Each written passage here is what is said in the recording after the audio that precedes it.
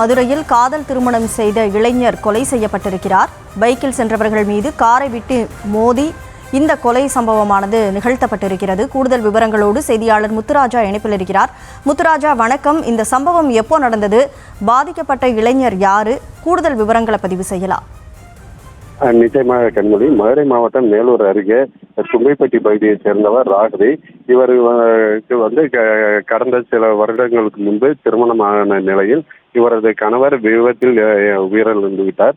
இதனைத் தொடர்ந்து கணவரின் சொந்த ஊரான பூதமங்கலத்தைச் சேர்ந்த பூதமங்கலம் அருகே பொட்டப்பட்டியைச் சேர்ந்த சதீஷ்குமார் என்பவரை காதலித்து இரண்டாவது திருமணம் செய்துள்ளார்.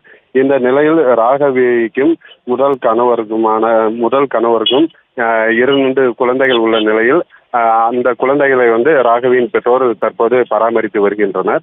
இந்த நிலையில் ராகவி மற்றும் சதீஷ்குமார் ஆகியோர் கடந்த ஜூலை மாதம் திருமணம் செய்து திருச்சியில் தனியாக வசித்து வருகின்றனர். இந்த நிலையில் ராகவியின் பெற்றோர் தரப்பு ராகவி வீட்டில் இருந்த நகைகளை திருடி விட்டு சென்று விட்டதாக மேலூர் காவல் நிலையத்தில் புகார் அளித்தனர். இது தொடர்பாக நேற்று மேலூர் காவல்துறையினர் ராகவியின் பெற்றோர் மற்றும் சதீஷ்குமார் தரப்பு ஆகிய இருவரையும் மேலூர் காவல் நிலையம் வரவழைத்து விசாரணை மேற்கொண்டனர். இந்த நிலையில் விசாரணை நள்ளிரவும் தொடர்ந்ததால் இன்று இருவரும் விசாரணைக்கு ஆஜராக வேண்டும் என்று கூறி இரு தரப்பினரையும் அனுப்பி வைத்தனர். இந்த நிலையில் சதீஷ்குமார் மற்றும் ராகவி ஆகிய இருவரும் 2 சக்கர வாகனத்தில் கொட்டாம்பட்டி நோக்கி சென்று கொண்டு இருக்கும் பொழுது ஐயாப்பட்டி விலக்கு பகுதியில் இவர்கள் சென்ற 2 சக்கர வாகனம் மீது பின்னால் தொடர்ந்து வந்த ராகவியின் பெற்றோர் தரப்பினர் காரில் மோதி விபத்து ஏற்படுத்தியுள்ளனர்.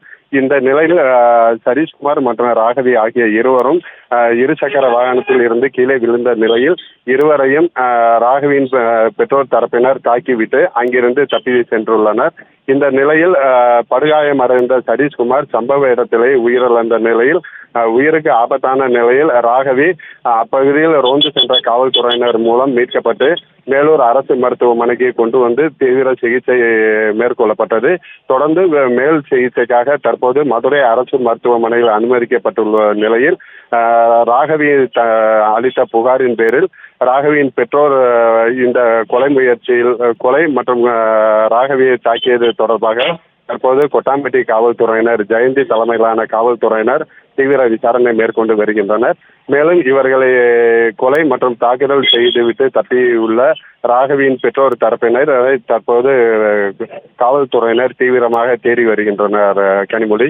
மேலும் காதல் திருமணம் செய்த நிலையில் இந்த கொலை மற்றும் தாக்குதல் முயற்சி சம்பவம் நடைபெற்றுள்ளது மேலூர் பகுதியில் பரபரப்பை ஏற்படுத்தியுள்ளது கனிமொழி. விவரங்களை வழங்கியதற்கு நன்றி முத்துராஜா.